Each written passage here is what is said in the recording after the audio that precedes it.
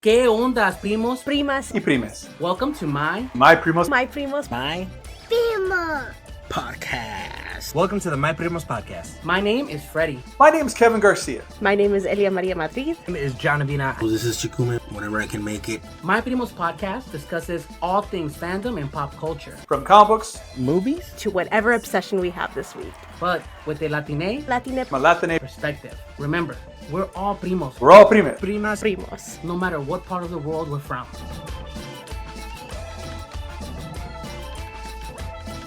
¿Qué ondas, primos, primas, and primas, and welcome back to My Primos Podcast. I'm one of your hosts, Primo Fredie. With me tonight is my primo and yours, writer, comic historian, all-around beard, cool guy, Doctor Who clone at times, Kevin Garcia.com. Say what's up, Kevin. What's up, Kevin? And you know what is up? This is up. Ooh, you got a copy. Look at Yeah, that. a copy just came in the mail. Officially releases April 25th, but I guess this is a preview copy. I don't know. It came in. Oh, snap. Nice. Excited to see that it's actually real and it's actually here. It exists, guys. It hit the shelves. It's out. Well, it will hit the shelves. Coming soon. For those of you guys listening to it and not watching it, this is Dragon Lee and the Monster of Salty River. It's a book from Master Public and myself that is starring the real-life family of luchadors as they are fighting monsters from Mexican folklore. Hell yeah. And I'm Excited for it. that We this got to actually support. happened. I wrote it years ago. You can I'm excited pre-order it for right it, too. now. You It's can post everywhere. order It's on it right now Amazon. by the time this comes out. Just order it. Yeah. Post order it. Order it. And my friend post was order it. asking, which one do you benefit more from, the physical or the digital copy? And I was like, honestly, I looked at it. I make about the same no matter which one you get. That being said, the copies are all bilingual. So if you want to help a kid, work on their language skills, it's got English and Spanish on every other page. So it works out. Awesome. There you go. Yeah, I'm There you definitely go. gonna Helping pick out up the one no for that. sabo kids out there. Let's Like do myself. Yeah, my nephew's They struggling with asked- Spanish. They asked me if I wanted to do the translations, and I was like, you don't want me doing the it. translations. No, you don't want me to do it. Nope. The other voice with us tonight, I was going to ask, who's that other Visiting. voice? they're visiting for the first time, but been listening for a long time. Sir Miki Ramirez, creator of Gargoyle. Look at this guy. That Yeah. got my copy right here. Signed my copy copy. here, It's too. worth more. Signed copy. Freddy's Kevin, is where's your worth more than copy? yours, Mickey. You're left out. It's in the You're other left out. room. I got a Sure. box. He always says that. It's in the other room. I had it stored away. When we break for music, I'm gonna see if I can find it because I'm just Sure. so Awesome. That'd be pretty Okay, cool. we'll see. But Cool. Mickey, welcome to the show, man. I know you. We've been talking offline. We've hung out. We've seen each other at shows. I'm excited to have you on, bro, and I'm excited for the Primos to get to know you a little more, know more about your work, what you're doing, because you're making waves, man. I'll put it out there right now. Definitely a name to remember, Primos. But before we dive into Miki Ramirez and all the goods that are to come from him and his talent, a little bit of housekeeping, Primos. Remember, follow us at My Primos Podcast and visit myprimospodcast.com. Check us out there for all our posts, our reviews. And remember, we do have a Patreon. Go check out Elia's Recap Wednesdays. Kevin Garcia will eventually do some more comic reviews. I have had some personal issues and have not done more reviews, but I will be doing more And reviews. Fredie will eventually finish up his Metal Gear playthrough as well. So, But I want to point out to all of our listeners, you can find us on every major podcast platform, including the one that you are currently listening to. In case you every didn't know single platform, whatever you're listening to, watching, you can literally go to the Alexa and scream, "Hey Alexa, play My Primos Podcast," and it will play for you. So, there's no excuse. We have good no branding. excuse, Primos. We're Yeah. everywhere. We're everywhere, Primos. Definitely. But Primos, so let's dive in here. Of course, we have our guests, and I want to catch up because we're missing a couple people from the Primos. So, Mickey, I'm sorry. I wanted to have a full force for you here. When you say Yeah, that's missing all a right. couple people, Freddie, you left the state. You were not in Texas for a bit. Where the heck were I'm all of you? here. Everyone but me. I'm here. True. Which you got your weeks all mixed up, man. You were like, Freddie went to Chicago like a month and a half ago. I went for C2E2. You guys kept talking You know? about it as if you were going to go any day now, and I'm like, you know how much, Well, we you know have the how early I plan. prepare for a trip, like the night did before. felt like No, not that. even. Sometimes the day of. I mean, we have to prepare. I'm not traveling by myself. I had the family go with me too.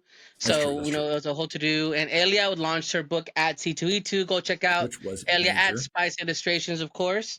Okay, check out Princesa Taco. from Comic Press. Go check out Comic Press as well. They are, man, I'm so excited for Elia's book. I got copies of it as well, which if I need to show it, I can literally reach over here. Reach over it. It's not in the other room. Around. It's Look, right here. not all of us are as organized as you, Freddie. That's the problem. You have your cool geek see. shelf there. I Let's need a see. bookshelf. I have my Princesa Taco right there, Ooh. everybody. Which So which cool. I have ordered and it's coming in.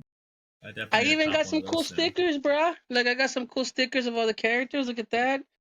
I got my like Nice. metal like bookmark. In case you want got to a- defeat somebody with a bookmark. I Yeah, got you a wanna slit their keychain I throat. can slap someone with. Nice. Dude, I I like got how so she's much making stuff. weapons for people. That's the way to Yeah. do it, man. The churro's Epic on its way. self-defense pre-order. The churro's on its way. There was talks of like a churro bookmark. Mickey, take note of this. Next time you're going to do a big premiere, do it at a big convention. Dude, that'd be For cool. example, I have just been invited back to South Texas Comic Con in McAllen, Texas, which is something that I used to do pretty regularly when I lived in South Texas, but haven't done since. And it happens to be the day that I'm going to be there is going to be the official release date of Dragon Lee and the Monster of Salty River. Have I said this already? Have I said the book's out? Hold on, wait. You wrote a book? Pre-start. But yeah, no, I'm doing just a excited. bit. They invited me down to be a guest. I think it's going to be probably before this episode airs, but just in case, it's going to be the last weekend of April. So come check us out. So in this McAllen. episode should post right after Mickey's birthday, okay, which is April 20th. Yeah. So right after that. So yes, so in this- that case, as you're hearing this, make plans to go to McAllen to see me there with the book. Yeah, I'll try to. I got a lot on my plate, but I'll see if I can do that. I like how Mickey. okay. I love how Mickey listens to us regularly, and he's taking it as if we're talking only to him, which I appreciate. Because Is that what you do when you're listening or watching us? Do you respond? As our entire audience, that is you, Mickey. Do you respond, Yeah. Mickey, to the videos? I, you go, yeah, I'm, dude. I'm like of course." half fan, and then I'm half like actually here. I'm not gonna lie, I do too. I'll be listening, and Freddie will say something like, "Kevin, what do you think about?" And I'm driving in the car as I listen to it, and I'm like, "Well." I mean, I have to be. The thing is, it's an interactive show, right? Like, I mean, everything It's from a solid like, show. Mickey, if we do say so. Unsolicited, what do you think of the show? I'm just gonna put out. I mean, if you want to talk about I the like show, I it. talk about the show. You like it? I like it. I'm a lot. glad. Yeah. Yeah, no, I Okay, learned a lot. who's and your just, favorite host? Oh, Ooh, you gotta pick a favorite primo. wow, that's so awkward. Okay, one of us Whoa. here. It's okay. Kevin's gonna get over it. It's okay. I'm right What you here. do, what you Or do if is it's you pick Jonavina, somebody who's it's not fine. here. If it's Yeah. John, Well, then I get it because it's John. You know. No, Well, it's 'cause, Chikume. Like, it's because like Freddy's the heart and soul, but then I've known Kevin the longest, so it feels like I can't just pick one. Fair, yeah. Well, we're asking you to pick a parent Yeah. because whichever parent you love more, that's the one that's going to get you the Super Nintendo. Okay, Ooh, yeah, that's no. true. Yeah. That's true. That's true. Okay. So I'm gonna just claim it. It's me. It's me. Yeah. Okay. All right, he Yeah, called that's James. right. I can't. I'm the favorite it's primo here. ironclad Okay. right there. It's ironclad. You want to play Primo. Speaking of Super Nintendo and Nintendo, you had thoughts. Apparently, there was a controversy that you were screaming back at the screen, Mickey, about our conversation about Zelda a couple episodes ago. Yeah. Zelda 2 for life. Yeah, Worst no, one. that's not good. That's not a good statement right there. That Yeah, was no, Zelda it was- 2 is horrible, right? Yeah, it's not Okay, that great. No, Zelda 2 is the one Yeah, that gets all the agreed. online hate, but it's actually a really good game. It's different. It's not a which bad I game, understand. but it's not It's a a Kung good Fu game. the Zelda. game was better. Okay. You know what? I actually like Kung Fu the game, so I will not take Kung that as Fu- an insult. Kung Fu the Yeah, game, if you Kung haven't Fu. played it, it's just like a longer version of Donkey Kong. That's literally the way the game is played. You're like Donkey Kong. But you if do just low get Kung sweeps. Fu. Yeah, but if Donkey You do low Kong did sweeps. leg sweeps, it'd be that game. That's cool. Good Donkey sweep. But Kong's Zelda good. sucks, man. Well, that Zelda sucks. Excuse me. Anyway, so Yeah. Mickey, where is your take on the Zelda sphere? like what's the best game and what's the worst? What's the best? Dang. You can make a Probably- list. Probably Wind Waker or That's The Link fair. to the Hold Past on. are Wind my Waker's favorite. the best? In my opinion, yeah. It's like a big inspiration to my art style and like Yeah, it's I can like see that. it was the first video game I ever played. Like I literally I was a little fetus and then one of my first memories was playing Wind Waker on the GameCube. You're 24? 24. That's, I was born technically possible. That's Yeah, I was the born in- GameCube was your first Nintendo console? Yeah. We had a Super Nintendo, but like my siblings never let me Say play it. goodnight, Gracie. We're I done. saw Super. I saw Super Metroid on the TV. I didn't know what it was, and I didn't know it was interactive. But I've seen Nintendo consoles before. But my first ever system and the one I played the most was the GameCube. That's my earliest memory from playing video games. It's technically possible that he could have been in front of Wind Waker at like 6 months to a year. So yeah, sorry, Freddie. That's just how time works. When was Wind Waker launched? Hold on, we have I the just looked it up. internet. 2002. Oh, just Well, Yeah. I think 2 in Japan, 3 in the US, probably. Oh, yeah, that's I was exactly born what in I'm looking at. 2000, so I yep. kind of started. You were I 3. remember Lemony To be fair, Snicket's though- Mischievous Misfortunate Events was the first movie I ever saw in theaters, or at least my first memory of a movie, and that was like 2003. So like around 3 or 4, I started playing Nintendo games. That's fair. That's Yeah, fair. Nintendo. And about 1, you Nintendo. thought you were playing games because you're one of those kids holding the controller, just like I think I'm Yeah, playing. probably. Give him the I wouldn't be controller so he surprised. stops complaining, stop whining. Yeah. So, Yeah. Wind Waker is what you hold on, because Wind No, Waker look, Wind sucked. Waker's good because see the thing about Wind Waker is it has the same knock against it that Zelda 2 does, which is that it is the different outlier from the group. Although yes, it did have some sequels, but the difference between Wind Waker and Zelda 2 is that there was a bigger install base, so there's like more people that could play it. Whereas Zelda Okay, 2, the pros I think for Wind also- Waker where it's 3D, it's on the cube, it looked cartoony.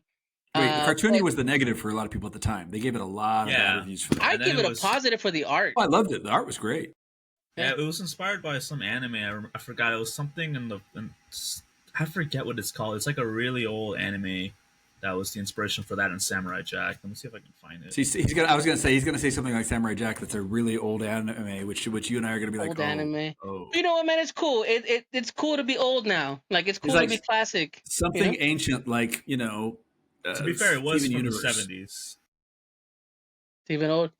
Right But around the thing Kevin's is- childhood. Well, yeah.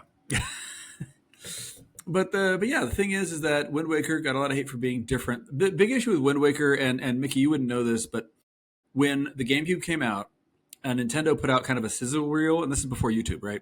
But they put out kind of a sizzle reel to show this what the capabilities are, and that included a like 30-second segment of Link going into a dark temple fighting a giant spider, and it was this like really heavily rendered for the time, heavily shadowed image of like basically a better realized version of the Like Soul N64 Calibur version. Link. Like that. Yeah, like basically, Soul Calibur basically. Link. Yeah. Showing off the GameCube's And- potential. Exactly. And then when the game came out, like Japanese fans ate it up, but American fans were like, "What? This is baby stuff. We want the big adult version."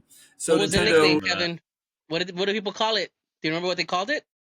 other than Toon Link, I don't remember. The Legend of Zelda. Oh yeah, Zelda. Yeah, that's Because it was I like cell that. shaded. That's pretty cool. But see, that's not an insult. Yeah. That's just literally what it is. Legend Yeah. of Zelda. And then I feel like Nintendo did a 180 just to recover for that by putting out what was it, Twilight Princess? Twilight Princess. After. Yeah. And Twilight there Princess was also- good, but Yeah. There was also footage of Link fighting Ganondorf for the preview footage, and that's what people were excited about. It was on the Yeah. Majora's Mask style. But yeah, people weren't But with feeling more Wind Waker detail. at the time. And then What's the when they worst one, finally Mickey? What's the worst Zelda? Oh, Zelda my 2, gosh, right? Probably Zelda 2. I don't think Zelda 2 would be the worst one. It's an NES game. They all have their clunky moments. I would say the CDI games, just cause. Yeah, but I was even then, literally they- gonna say that. Yeah, no, which they're is- bad. I They're own. I bad. own those. Oh, course you lucky would. you. That's like Yeah. one medical bill in America worth. No, I own all of them except for the one that's really expensive. Aren't they Because all the- expensive? Well, they're all like collector's items now, I guess. I bought them when they were just cheap and ugly. But the one I could not get my hands on is the last one they made because there was a smaller print run and it's Zelda's just hard to get. Adventure. Zelda's Adventure, exactly. And I'm actually still angry at Game Grumps because I don't have the ability to go play it and I don't even have it in front of me. But Game Grumps, they had a copy and they were playing through it and they gave up on it 2/3 of the way through because, and I quote, the game sucks and it's hard, which I understand. But you're called the Game Grumps. If you Yeah. can't get grumpy about a game, what can you do? Well, So I'm there's still no waiting for them to content. finish that playthrough. Yeah. Be grumpy. Also, be grumpy. The movie, the anime, was called Little Prince and the Eight-Headed Dragon. It was a animated film in the Interesting. 70s. I wonder if it was And- based on the Little Prince series. The Little Prince is not completely different from the book. well. There's at least several to Little my Prince knowledge. adaptations. So Yeah, that's true. Yeah, but that was the So, inspiration for Samurai Jack and the Wind Waker. oh Definitely not. Just Okay. a very flat style, very very geometric. Yes, I have seen this before. Okay, I am familiar with this one. Okay, all right, all right. I've Yeah. not seen the movie, but I'm familiar with the story of it. Yeah, okay, I'm looking it up. Yes, it definitely does have an art style very, very reminiscent of what we would now associate with Yeah, with because I remember I forgot Toon the Link. developer, but he just drew Toon Link as a fun little thing, and he showed it to one of the developers, and I'm like, let's do a game, just all that style, and it was like, okay. And then they Man. didn't like it, so E3 at 2005 they showed Twilight Princess, and everyone was like, yeah, but then Twilight Princess is a lukewarm game to begin with. I was actually at that E3, by the way. Really? Yep, that's Oh my the. god! I was at the E3 of Twilight Princess. They had a big. R.I.P. E3. Yeah, I know. R.I.P. E3. I like to say I was at the last one that was actually kind of good, and I'll explain why that in a second. But they actually had like animatronic wolves and animatronic moblins and stuff, or I guess bokoblins coming Yeah. up and everything. Oh, and there was also that that thing where you'd walk and the hologram floor would look like the bridge That's is cool. falling away. All that kind of stuff. Did you get to meet Talking Wario when it was still there, or was it already gone? I don't think that was that year, but the thing is that the year I went as a reporter, and I was covering it. I got my newspaper to pay for my whole trip and everything, and I was interviewing, and I'm waiting in line to get in. I said, "No, I'm supposed to interview somebody while I'm here." So I asked a random guy, and it says you have industry on here. So what company are you with? He goes, "I work at a Kmart." Basically, the open secret about E3 is that people would constantly sneak in. So it was supposed to be only for industry professionals and reporters, but everybody would sneak in. And a year or two after I went, they tried to lock it down and be like, no, only real reporters and real industry people can get in. And it was a mistake. Because literally they were used to having the cheering crowds, and they go up there and they go, and our new game is this, and crickets. Because the audience is the reporters writing things down and the industry people taking notes. And that's it, because they were being professionals. So like a few years later, they quietly, accidentally let the fans back in. But it was too late. The damage was done. No, at that point it was done. E3 started, and then sadly, when they made it open to the public, it just started like just degrading. Yep. That convention went down. But speaking of conventions, I did go to C2E2. John Avino was tabling there, and so were a lot of primos that were there. I ran into Jorge Garza, Get to Art. I ran into Manda Vertera as well. He was there. Ran into a bunch of other primos, people that I didn't expect to be there as well, which is a lot of fun. Just stay tuned. We have a lot of things in the works, primos, to have them on the show, talking about I've our never work. been to C2E2. I've always wanted to go. Have you been to a big convention before? Do you have anything to compare it to, or is this like the biggest one? Yeah, I've been to bigger conventions as well, but this one seemed like someone told me once that this is a step under San Diego Comic-Con. Yeah, right? because everybody's always competing for that second and to try to push it out of top place. Yeah, but like, dude, this thing was a monster. Like, I was when I tell you that the city of Chicago, like, I've never been to Chicago first and foremost, to be fair, but it was so crowded just to get to the convention center, and all the people were driving, like the Uber driver or whatnot, were saying like, dude, they're like, I've never seen this happen. Like, they're just like freaking out how many people were on the street trying to get in. They were sold out all 3 days. So, and a lot of vendors were just so busy that they usually, when you interact with you, they can't. They're just so busy doing commissions, selling, talking. You know, like they really couldn't chat with you. So the ones that got a chance to talk with, you know. Yeah, exactly. It's like if you want to do an interview, don't do it there. Just be like, no, I'll send you an email, you know, because they're going to be busy. That's what it was. I've always wanted to go. I've been to Chicago twice, both times during an actual blizzard. But C2E2 is one I want to go to. New York Comic Con is one I want to go to. I've not been to some of the other big ones. And what's the craziest thing you saw there? Either in a cosplay, a panel, a booth? I saw a special guest that was next to Lavinia. I know. Talk about that for a second. What, Channel what? Awesome. You know what Channel Awesome was or is? Yes. On YouTube days. So they were all set up next to Avina's table, which is hilarious because the last day, so my kid's 15. He's kind of aged out of that group, yeah, but at the same time, they really hit when he was like 2. So yeah, they were huge 18 years ago. But my kid goes up to me, he goes, "Oh," he goes, "Whoa," and I go, "What?" He goes, like, "That's so and so," and I'm like, "What are you talking about?" I'm so out of the loop. Like, what the fuck are you talking about? And he's like, "Oh, my friends are obsessed with him." And I go, "Why?" He goes, "They said don't mention Pink Floyd's The Wall because he hates Pink Floyd The Wall." And I'm like, wait, what? Was it actually the nostalgia critic sitting next to you? Yeah, they were all there. They were all there, and then Yeah. I sent Mickey a picture of C2E2. He goes, well, he tells me, who is that? And I go, is that so and so? And I'm like, yeah. He's like, I oh was like, shit. is that the blogger? Memories. Yeah, that's them. They were You right guys there. have heard all the over. horror stories, right? Yeah, yeah. Oh man, you need to. There's whole YouTube documentaries about like the way they treated people, Yeah, why their so many partners with and nothing to stuff do like with them. Yeah, really Yeah, bad there's only stuff. like a few people part of the. They the both community built now. Lindsay Ellis for nothing and almost destroyed her. And she's one Yeah. of my favorite YouTubers, although she retired recently. And This it's shit just is like, yeah. Well, she said she's going to pull back. I think she said that, and then I've seen her post another video. But she Yeah. was. I say built from nothing. That's giving them way too much credit. They just gave her Nah. an opportunity. Yeah. She did the work, but they were just not just to her, but just a lot of people really, really, really. Yeah, it was pretty big. It was a nice little capsule, and then it just like everything. It just No, goes but they were to shit. they had people lined up, man, like taking pictures, like everything. And I get it. Like, I don't know how you feel about coming. We've all gone to conventions, right? Different sizes or whatnot. But what I did enjoy about this particular convention was there was tons of variety, tons of new artists. Artist Alley was huge. It was just super huge. Sick. Meeting different artists and being able to chat with them for a little bit. But once you saw that the traffic picked up, you had to stay out of their way. Like, you couldn't just. Everybody was busy, and I have to respect the hustle because, shit, you got to sell. You know, that's what you're there. Your tables Yeah. aren't free, and you got to make your money, and you got to get yourself out there. So there is people we've reached out to. You know, go ahead. It kind of slowly becomes like a normal retail job when it gets that busy, and like, which is good because it's good traffic. I've only had maybe 3 of those shows, so I can imagine. The Wait, chaos it would have been. did you table at C2E2? Oh no, but I've been to big Oh, shows. I've been to Concaloosa in Houston, and I go to Compalooza every year. This year I'm not going, sadly, but Okay, well then I'm going to skip 2. Jesus. Okay, yeah, good. I was thinking about Unless you wanna going. Now sneak I'm me just in. gonna not go anymore. No, I'm definitely going. I've already been invited to be part of a couple panels over there, so I'm definitely going to be there. Oh, sick. Yeah, I wanted to go to one of yours last year, but I was too busy meeting John Cena. So sorry. But look at him. Look Wait. at that. How Nobody did saw you you find though. him?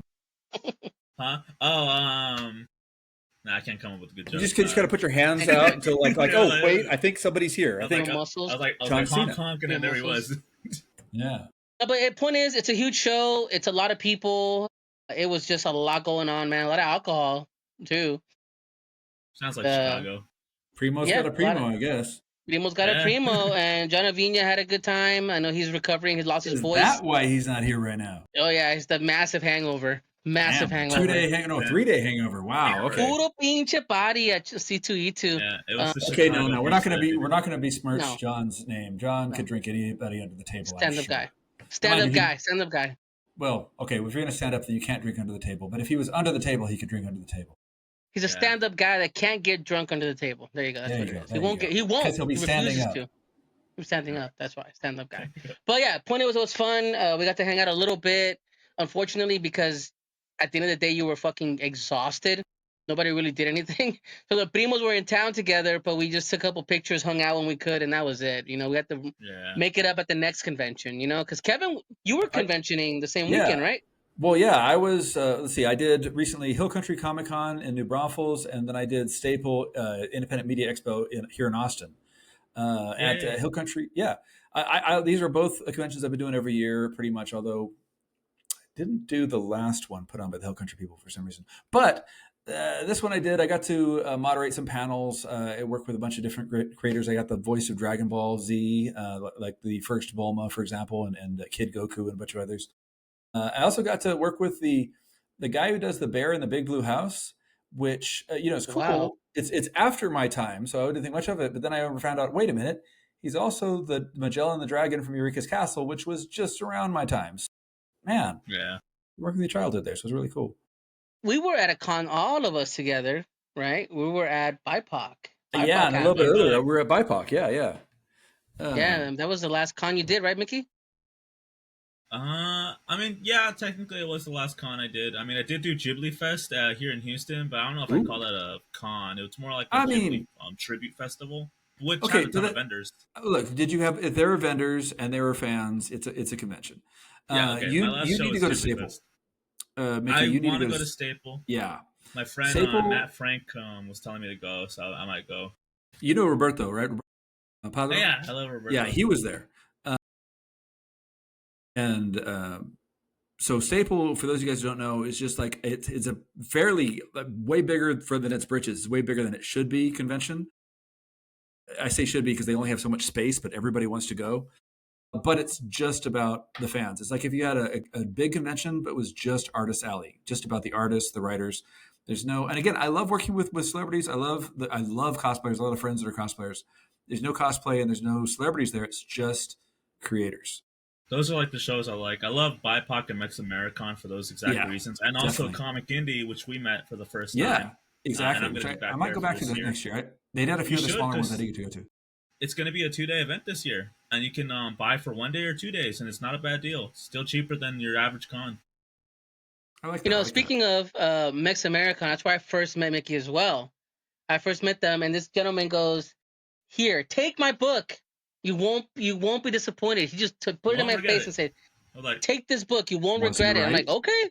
I'm a pretty good critic, man. I'll tear shit apart if I have to. I just threw my tape at Take this shit. Take this shit. You like music? You like to hear music? Do you own music? And I go, yes. I have comics. I own comics. I know of comics. But do you want good comics? Yeah. And I said, read something refreshing. There you go. When I saw Mickey at Comic Indie, I saw his work, and the first thing I thought was, I love these monsters. He's got a really good job. He's got the humans have good personality, but the creatures, he had some kaiju going on, and I was like, I got vibes of when I first met Roberto right before he hit it too, and I'm like, yeah, this guy, look at that potential. The kaiju, it's almost kaiju, almost like you're into the kaiju yourself. Oh, it still has the tag on it. Yeah. Nice. Oh yeah. This is and the tail's intact. Import. Yeah. I had to get this. I saw this movie 3 times in theaters. Oh man, I love that movie, man. man. It's beautiful. My favorite right now. Yeah, I'm a huge Godzilla which I got fan. actually a print. If you want to be like, oh, let me show off something. I got it. Yeah. Last podcast, what's that? What's that? Nice art in the background. Well, I got a print from Mickey as well, but I got this one here, the official Toho art. He signed it. Godzilla signed it. Nice. Godzilla signed it. They shrunk him and he signed it. Hey, that's canon in the Marvel Universe. Godzilla was shrunk in the Marvel Universe.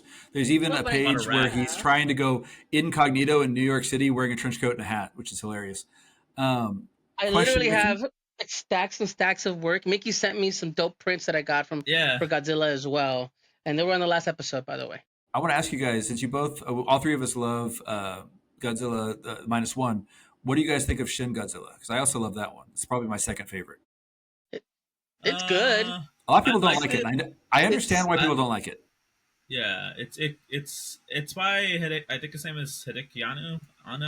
He's done a couple other movies recently. He did like a Shin Kamen Rider, which I haven't seen yet, but I want to. Yeah, Shin Kamen Rider. I like his other Shin series. Godzilla was like, you didn't like the Godzilla one? Too slow?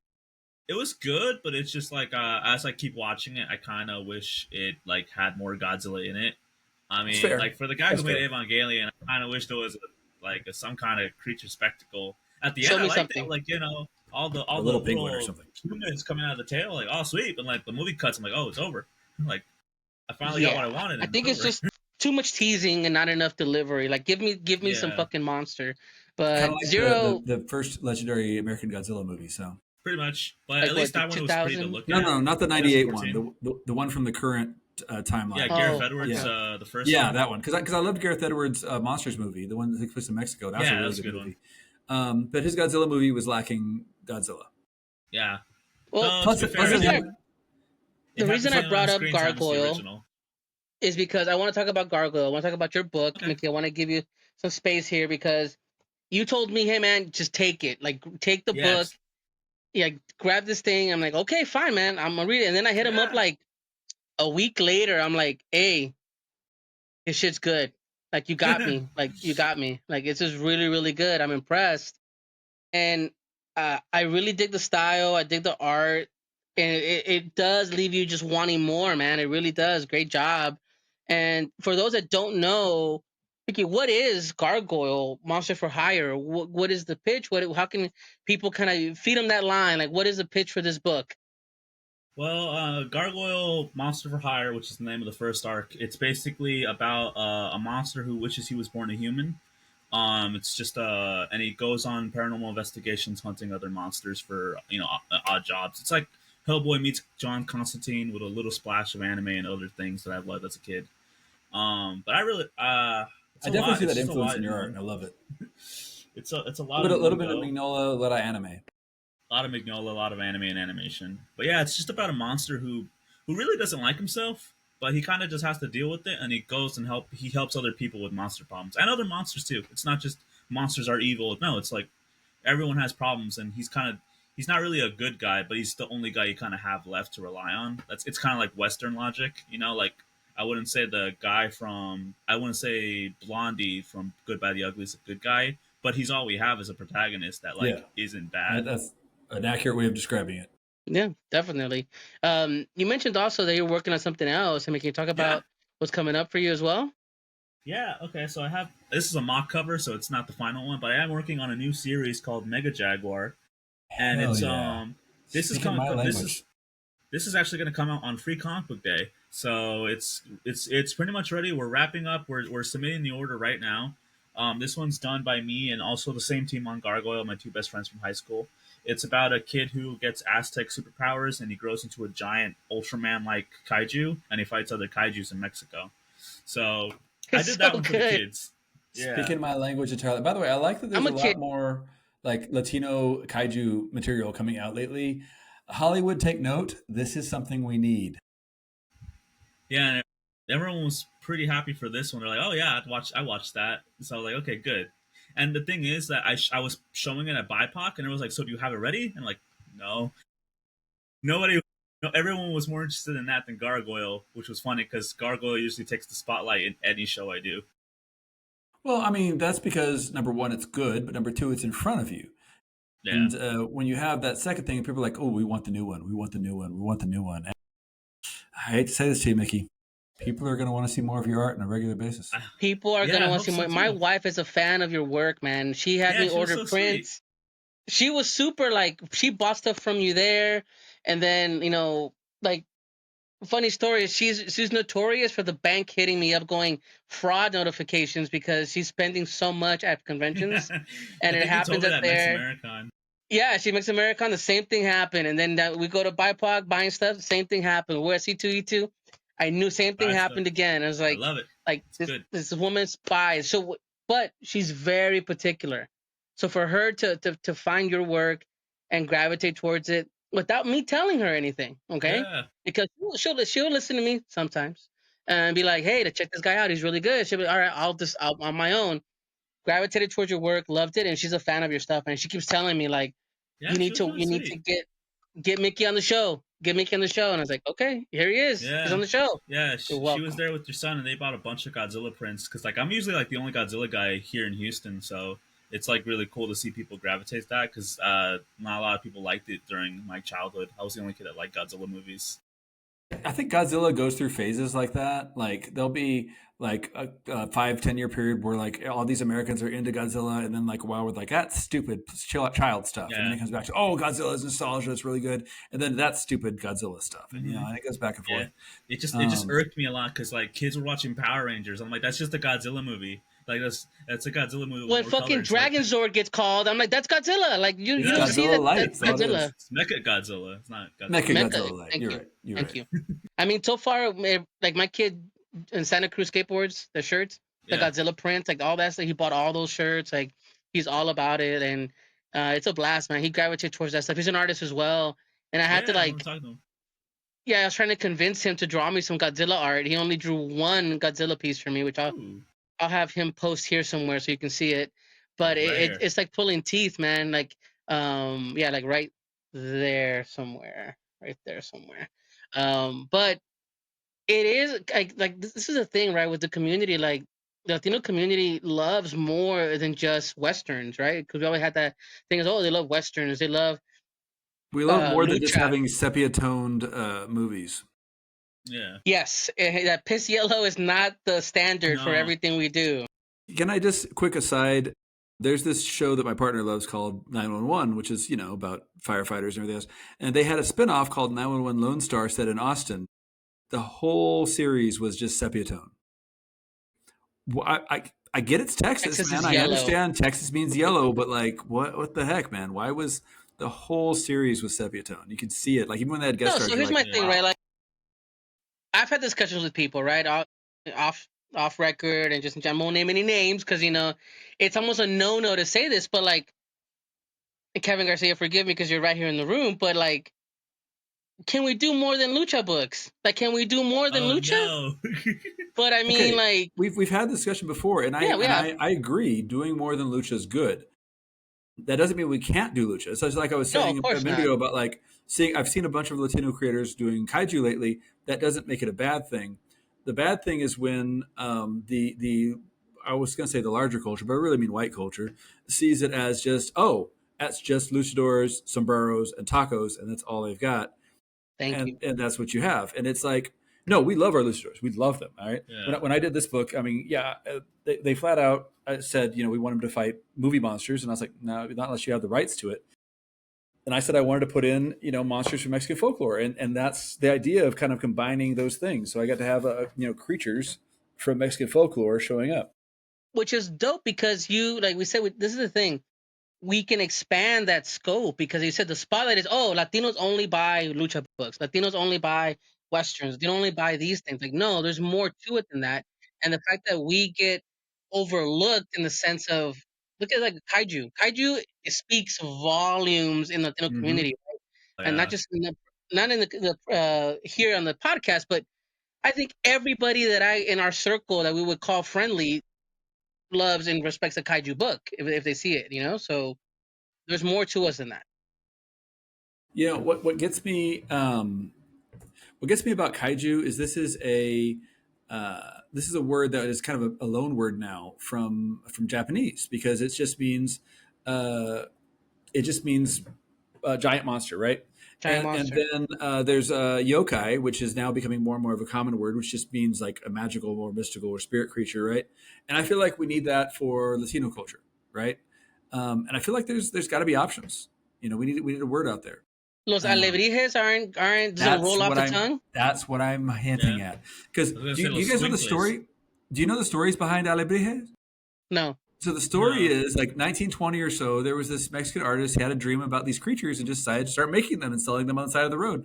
And for whatever reason, this guy's dream just became a phenomenon. So like every vendor in Mexico was selling them. And I'm like, there's no ancient story behind them. It doesn't have to be any specific creature. That basically is just all of these creatures that are just from our dreams, from our imaginations. Alebrije. We need to make that word happen. Alebrije. But Although I it's mean, funny, like, I was telling it to somebody the other day, and they go, "Oh, you mean the creatures from the underworld?" And I'm like, "Only in the Coco No. movie. Like that's Yeah. only. I mean, it was cool there, but like that's not the only place that they can be." Yeah. no, but Actually, sorry, you go. you were saying, go ahead. I'm sorry. We talk a Uh, lot on this show, by the way. yeah, I was gonna say, speaking of alebrijes, that's actually one of the monsters in the comic book I'm doing. Yeah. Let's see if it's actually like, I think it can focus. Well, that is Oh, yeah. gorgeous. That looks I love an the ale- gorgeous, it's man. An alebrije based kaiju called Alebrijo. colors. That's gonna be the first monster that Mega Jaguar fights in the comic book. Wow. And I He want to wasn't see it in a much of fucking color. giant print. Can I make a suggestion? Put an N at the end. Alebrijon. Alebrijon. Alebrijon. I don't know. Because I usually will see that it's like a bigger, more masculine version when they put the N at the end. I don't know. The N at the end does give it that little like punch, I guess. Like, and Yeah, it's it sounds more also like yeah. It's your creature. You do what you want. My point is, it's it also beautiful. makes him And like it's identify so it beautiful. I almost as cussed. a name. You know what I mean? That's true, Kevin Garcia. You almost make Kevin Garcia curse, because that's his name as opposed to like a type. So I would think if I'm reading the book, oh, that's the Alebrijo type. These giant kaiju are Alebrijos. But if he's Alebrijon, that's his title, his name. That's his identifier. That kind of makes it a bit more better. Yeah. I mean, Yeah. take I it mean, however. Or better or whatever. It's your thing. I'm just throwing It's it your out there. story, man. Your story. I don't want to step on toes, man. Just I say. accept the criticism. Hey, we haven't put the submission order yet. Okay, we can still change it. Point Damn, is, man. man, It's your call. that is gorgeous. I love the idea of a giant jaguar warrior. I love the idea of, because I like that you said, shoot, I'm tired of the name, the Ultraman. I like that you said Ultraman, because that's something a lot of American viewers aren't necessarily aware of. No. People in kaiju circles know who he is, and yeah, he's getting a lot more. Like I saw the movie on Netflix recently; it's pretty good. There's a cartoon Yeah, series, a comic book series rather, from Marvel. It's pretty good. But it's a different. It's not the same as Godzilla. It's not the same as Power Rangers. There's different genre of giant monster movie. You know. Tokusatsu stuff, basically, for sure. Yeah, I was really hooked. The first time I ever realized what Ultraman was because of Ben 10, they kind of referenced him in one of the aliens. There's like one alien called Way Big. And it's literally just Ultraman. Even his species name is called a Toku Star, which is like Tokusatsu. That makes sense. And yeah, I don't know how I got into Ultraman, but I just knew that this was something that the West needs to know, more especially the Latin market, because we already love Godzilla. We love big Dragon Ball Z style fights. And then, like, just taking place in Mexico with the culture that, we like and that, not everyone's familiar with. I thought that was a no-brainer, and especially if like kids that were like me who didn't have much to grow up with, to relate to, could attach onto it. I was like, yeah, I can't just sleep on this concept. So, I'm gonna go one further. Oh, go ahead. The Ultraman has different stories, origins, depending on which version you're looking at, but most of the versions have him as an immigrant. And I think that's important. Like, that's literally the most powerful hero on Earth, and he is an immigrant to Earth. Yeah, it's kind of like Doctor Who. Speaking of, they just remake it. No, I mean, you have to adapt with it because it's like you said, Superman, right? It's like Superman, like that story keeps getting told over and over again, right? Same deal. So I can appreciate that, but I was going to touch on it because you guys were talking about how, we're getting this resurgence, right? People are aware of it more and more. But I don't know if you guys are fans. I mean, I know me and Ellie are more the anime fans here, right? But there is a Kamen Rider anime manga that's got made to an anime, a new one about a gentleman, a businessman, right? His lifelong dream is to become a Kamen Rider, like a superhero. I've heard about this. They're making it into an anime? Yeah, it's an anime, yeah. And so let me look at it. I knew it as a manga, and I'm definitely down. Yeah, so, I'm a fan of Kamen Rider. So there it is. So it's called Tanzaburo Dojima wants to be a Kamen Rider. And so pretty much it's his lifelong dream has been to be a Kamen Rider. He trained every day, like he did exercises, martial arts, all these things. And then one day it doesn't happen. It just doesn't happen for him. He's 40 years old. He turns around and I did all this for nothing. But then he ends up in a situation where they're like rob a liquor store. He's there and he just puts on the fucking mask and goes at it. And he says, I'm going to be the Kamen Rider without anybody's permission and just doing it on his own. So that is exciting because I fucking love Kamen Rider and I'm gonna like Devilman, all that stuff, So I'm excited for that. Big fan of Devilman. Yeah, if I could, that's reminding me of another. I like where they do like little spins on the formula.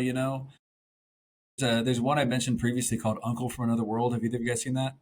I've seen that one. No. Yeah, that was really good. It's just a spin on the whole isekai. Guy gets killed, wakes up in another world, becomes a superhero, whatever. Yeah. Except this guy was really bad at it and just accidentally saved the universe in the other world. And then he wakes up as a 20 years later, middle-aged guy, who'd been in a coma. And it's really funny, but it's really, really dumb. And I just love like messing with the formula. No, I'm excited for how things are changing, right? Mickey, you're up and coming, man. I'm excited for what you've done and what's coming up. I'm a fan of your work, and I really talk about you in the circles. And we meet and say, hey, you gotta check out Miki Ramirez, check out Gargoyle, because that's what we're supposed to do, right? This community is supposed to push each other up, and when the work's good, it speaks for itself. Like you shut me up. You put it right in my face and go, hey, take this home. You're not gonna deny it. You're not gonna fucking regret it. And he was right. And Kevin kept yelling in my ear too, like, dude, I've been saying, get this kid on. And like, yeah, you're right. So, Mickey, honestly, I saw a monster drawing he was doing, and I was like, I need to see this guy's book. And I immediately, I think when I was there, I only bought a couple books, but I made sure to get that one. Yeah, I remember you were the first customer we got, and I was like really happy with that. I'll take it. I remember hearing a bunch of like headlines from you. You were like promoting Roberto's book, Gold Dragon, when it was first coming out. Like, oh, okay, cool. And Con being indie was like my favorite show, just because I just made so many connections and like met a lot of people. I love indie shows. So no, that's the way to do it, man. And no, before we go to break here, if you had to pick a book, Mickey, I'm gonna start doing this now just randomly because what book would you want to take on and write? Existing franchises out there, like you just pick up and go. If you got the chance, to just pick up and take it and run with it. Maybe an indie book involving a kid luchador ending in E. Maybe I don't know. But what if you could just pick up a book and man, I'm a big fan of this. I have an idea for it. You don't have to go in depth, but just know like hey, I doesn't matter the IP, like doesn't matter the yeah. company that owns it. What would you want to take over for just even for one story? Oh, hells yeah. Fuck yeah, dude. Transformers. Those guys are more than meets the eye. What is it about Specifically Transformers, Mickey? I just love it. I don't know. I was never a Transformers fan as a kid. I watched all the Michael Bay movies in theaters, and they weren't my thing.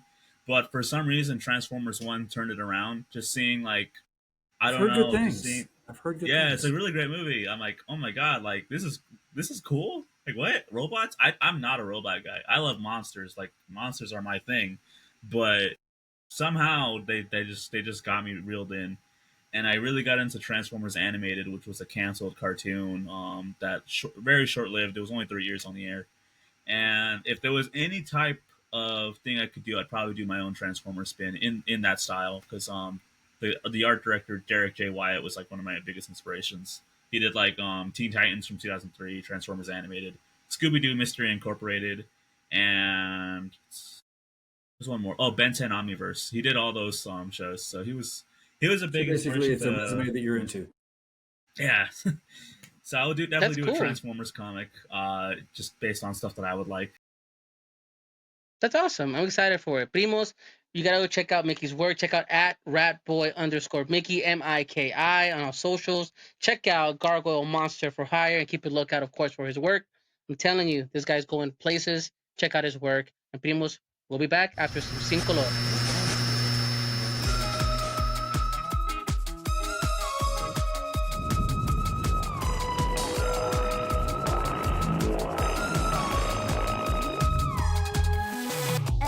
Emociones trágicas que vuelven el corazón, que hacen que todo sea más que una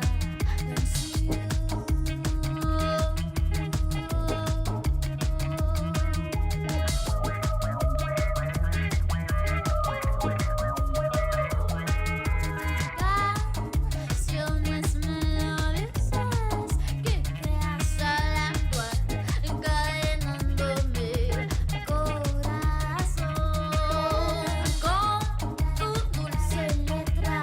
And we're back, Primos. Thanks for hanging with us. And that was Sin Color. Alicia, thank you so much, of course, for always providing the music for the I am show. not kidding. Appreciate I it. love her music every time. I'm not kidding. I really do. It's Huge nice to fan. By the way, listen to. Primos. Oh man, she's awesome. Check out the album. It's called Frutas. It's a great album. She has a performance coming up, by the way, so we're gonna put that out there for the Prima. Of course, follow at Sin Color Music, and it's going to be April 27th. The Latin Eclectic Colectiva and Show List. It's April 27th at Gold Diggers, Digger, April 27th. And you can just follow, of course, at Sin Color Music, at Sin Color, and the link there for tickets. So check it out. Go support Salvadorian Prima, all right? A fellow Salvadorian out there making music, making moves. And Prima and Sin Color, we appreciate you guys always. And I'm going to do something that I haven't done previously for some reason that I couldn't figure out, but I am now following Sin Color on Spotify. So I need to make sure to do that. Add her to As you should. Follow, my man. massive Definitely, as you playlist. should. As you should. All right. Kevin Garcia. We have Miki Ramirez with us tonight, this evening, this day, whatever time you're listening to this. If you hear any sirens, by the way, they're on our side, I hope. If you're hearing this in the past, we're also there as well. Whoa, we're there in the past. We exist through all time. We're always exist. We always ever We're not changing, leaving. ever moving. We're not dying. We're not leaving. We're always here. I'm always here. Well, speaking of the always past, I was just at, as I mentioned earlier, Staple, and one of the people I got to meet was Kazuo Kibushi, who is somebody that I don't know if this sounds weird or not. I was a fan of him as an editor. Like I really loved books that he collected and that he worked on. He did the series called Flight, which was just an anthology of really, just almost random, but creators that he felt had promise or were definitely good at their craft. And I loved it. and so that's how I was familiar with him. And then I come to find out that people younger than me know him mostly through Amulet. And Mickey, I wanted to ask, have you read the Amulet graphic novels? Yeah, it was one of the first comic books I ever read. I wasn't much of a superhero kid, so superhero books never. I read Ultimate Spider-Man, but that was about it in elementary. But it was all about Amulet, Bone, Jeff Ghostopolis. Smith, also a cool guy, Matt. Yeah. Name dropping. What else was it? KevinGarcia.com, everybody. It was a Scholastic Book Fair was always a treat to get ready for, and Amulet was just one of them. I think Apparently he's wrapping up the series. He's got the last volume coming out I soon. think Supernova was the last one. Yeah, the next one, I was just talking about it and I can't remember the name right now. But either way, everything I saw was beautiful. It gave me vibes of Bone, the more epic parts of Bone. And he even cited Jeff Smith as a friend and an inspiration. Isn't Bone, hasn't been so many attempts for Bone to become a series, a show, a movie? Yeah, it was, and it just never happens. Movie, then a TV That's something show on Kazu Netflix. said. Yeah, I really wanted Bone to happen. Bone did not. They just played with Jeff Smith's feelings so much that he's just like, I'm not doing it anymore. Don't even bother getting my hopes up. I've did it 5 times. I'm not doing a movie or a show. Which breaks my heart. Hopes are up because he is producer on a live action show, a movie rather, being produced by Netflix. And apparently it's going to be, he said, kind of bits and pieces of Volume 1 and Volume 2, and live action. And he said he didn't want to talk about it until he was like sure it was like farther along, and apparently it's farther along. So I was thinking, like I was rereading the first 2 books actually not that long. I was like, this could be a pretty creepy kids show, like maybe like not. Well, I mean, yeah, Stranger Thing levels, but like it's like this could be really cool. Like I still like the first book had such an impact on me. Like the tentacles coming out of the doorway in the basement and everything. Just the whole cliffhanger of the building becoming. I'm sorry if this is spoilers, but like the building becoming a walking person. I'm like, oh my god! Like, look, this is they, like they may be spoilers, but it's the kind of spoilers that make people want to read what happened because of that. What happened? Yeah, before and that's that, just the what tip happened of the after iceberg. There's like so much lore that goes into it. And no, it's crazy. I know it's that kind of lore that draws me in. So I need to read the series now. So I would recommend it. I loved it. I would recommend this book right here. Oh, look at that! Ooh, you got that. I got this first issue of Gargoyle, and I got it signed by the creator. Well, shut my mouth, Kevin Garcia. Miki Ramirez. Ramirez. It's like not a great guy. I heard he's working on some new things with IDW, but like I don't. He's not look, whatever this guy's working on, I want to check out. See, it's good art, right? Look at that cover. Definitely good art. But you would say you'd recommend that book, but we reached the part in the show. Look at that! Look at that! Part of the show where Primos we bring up. Oh yeah, all my copies now have our Friends Company logo. That's a good logo too. Tricera Comics. Yeah. I love a pun. Well, I don't have a pun to segue into our recommendations this week, Kevin Garcia. I was setting you up for that. I was setting up for that recommendation. You were pretty good. You said I recommended, and then like a giant dinosaur just thrashing through the screen here, he derailed us. But it's okay. It's fine. Yeah. It wasn't me this time. I work with Kevin Garcia. It was Godzilla. I work with Kevin Garcia. I work with Chikuma at times. Trust me, I've been interrupted plenty of times. But recommendations, Primos. We always bring something up here that we're into, be it music, be it film, be it TV, be it books, whatever we're into. Recommendations for Primos to check out. And Kevin Garcia, what do you recommend this week? I'll tell you, number 1, what I've been into. Number 2, what I don't recommend. And number 3, what I recommend. What I've been into, I've been going back. I've been on this Douglas Adams kick again because I'm obsessed with Hitchhiker's Guide to the Galaxy books and everything by that writer. And it occurred to me there are several books that are based on his works that I wanted to check out. So I went to go check out some Doctor Who books based on scripts that he wrote that didn't get made. And then now I'm going through one that was scripts that did get made because he was the head writer of Doctor Who while he was doing Hitchhiker's Guide to the Galaxy the first time. And I've been enjoying them. Like one of the books, the Doctor Who and the Cricket Men, totally captured his voice really, really well. And the guy, I listened to the audiobook doing the narration. He did the most spot on Fourth Doctor vocal impression I've ever heard in my life. And and then I heard the Shada book, which is another book, Douglas Adams, Doctor Who Shada. That one, I didn't like the adaptation as much, although I thought the narrator, she did a great job with the voice of the Doctor's companion Ramona, and then I realized it was the actor who played her that was doing the narration. So she did a good impression of herself. All right, so that's what I'm into. I wouldn't necessarily recommend it unless you're deep into either Doctor Who or Hitchhikers, which you should be. What I don't recommend you do is play the CDI Zelda games that we were talking about earlier, because they really Ooh. suck. All right. It should be like in cellophane. They should be this- like in hard plastic. Man, Yeah, it's been a hard case. I don't put I mean- anything in hard plastic. I don't put anything in hard plastic. Yeah, I mean, I guess that ruins the fun. Well, no, I mean, I understand why people do it, and I think it's important to have something preserved for the future. But like, things should be touched, things should be opened, things should be handled. You know. Speaking of which, people, as I Hole should be recommend, filled. should handle this. It Dragon will Lee, fill the hole in your heart.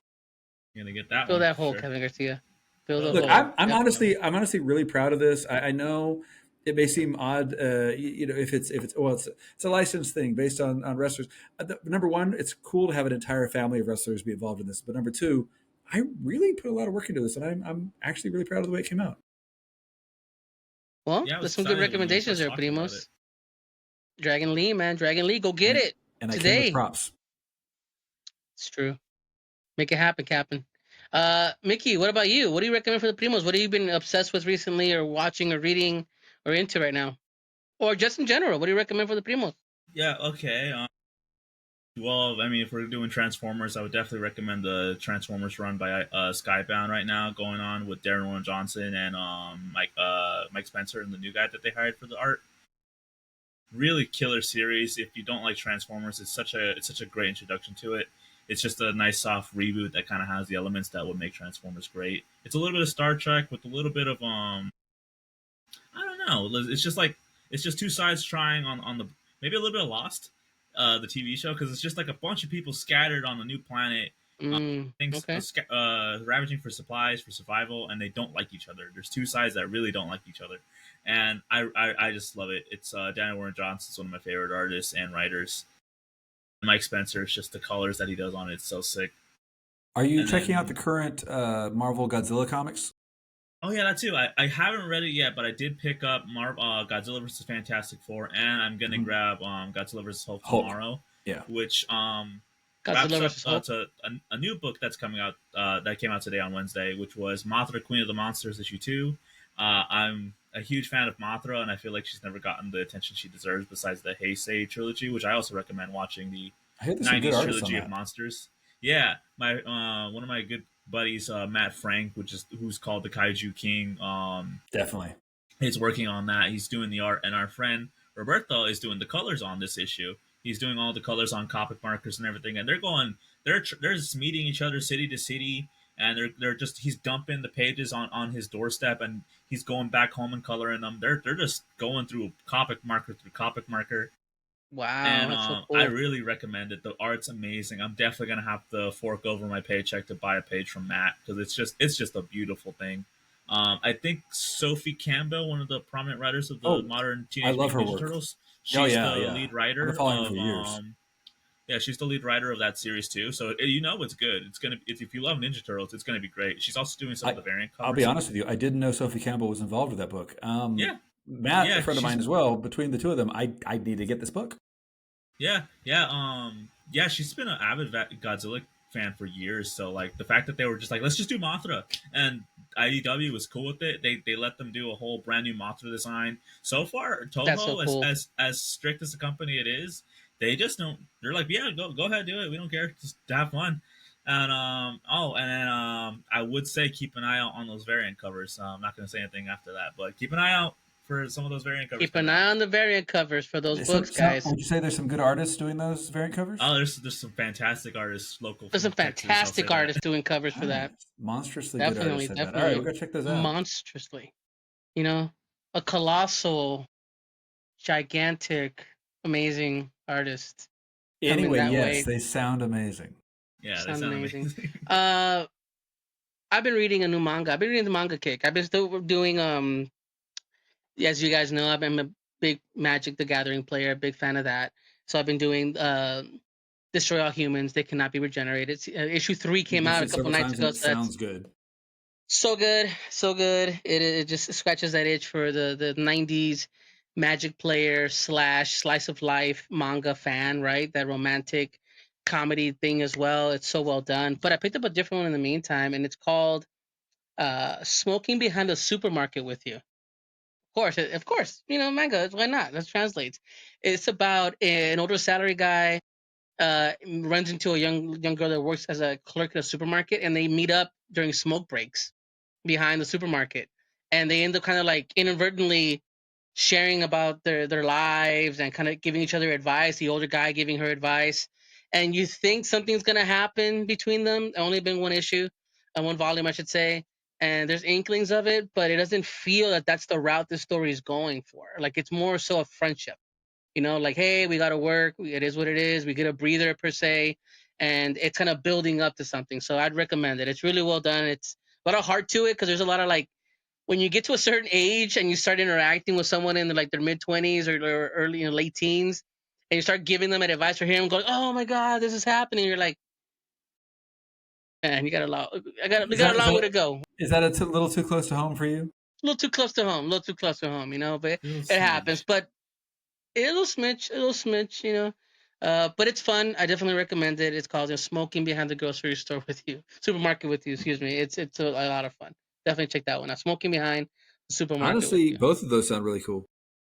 Yeah, they're great books. I've been into the manga kick right now. I did read Minor Threats, the Patton Oswalt book, the first trade. Really, really, really fun. I'll have a review on the socials. Check that out for the Primos there. Check out my review on that. But Mickey, where can everybody find you? Give them one more time, man. Where can people find you? Oh, Find your you can. work, your website, your socials. Well, you can find me at Rapo Miki on anything. Blue Sky, And that's Twitter. Mickey Miki. Yeah, Miki. Yeah, my nickname's Mickey Mouse when I was a kid. But since I'm from Hispanic household, we don't say Mickey Mouse. We say Mickey Mouse. That was one of my dad's So El nicknames Mickey as well. Mouse. yeah. And then they also say that in the Spanish dub of Mickey Mouse's Clubhouse. It's Mickey Mouse. So I don't say Mickey. But Mickey's also the right way. But you can find me at Ratboy Miki on everything. If you want to keep up to date with our comic books, you can go to Tricera on Instagram and Blue Sky because we also have I need to start our following little them. comic book. Yeah, we have our little comic book company. It's just me and my 3 friends. They're all on their tag, so you can find us on there. Cool. Check them out, Primos. And of course, Mr. Kevin Garcia _.com on all socials. You have any events coming up, Kevin? Not all socials. I will say the Blue Sky will not let me use an underscore, so it's just Kevin Garcia there. Yeah, I do have upcoming events. I've got obviously South Texas Comic Con. I'm excited about that. I've not been back there in years, so it's gonna be really cool to be there. Hopefully, with some books available. And I've also got Free Comic Book Day. I'll probably be with a lot of other local creators at Austin Books and Comics. But I'm seeing what I can do to get my comics at other locations as well around Austin. And then I've got some stuff coming up in the summer, but that's a bit away. So just Sure. Comic And Palooza-ish. we'll have stuff out there. Comic Palooza-ish. But Primos, remember, you got to support the Primos that are out there. This community has been about support from the start. Remember, check out El Peso Heroes. Kickstarter is still going live. Let's help Primo Hector make it happen for El Peso Hero. Of course, check out Avinia Comics and his latest releases. The Best is Yet to Come. Great book. And, of course, the new Americana spinoff. And at Spice Illustrations with Princess Atako. A great novel, a great fun book that definitely deserves the spotlight that it gets. And check out Comic Press, which is covering these books as well. And Primos, remember, no matter where you're from, we're all Primos. Have a good night. We didn't say it. Bye.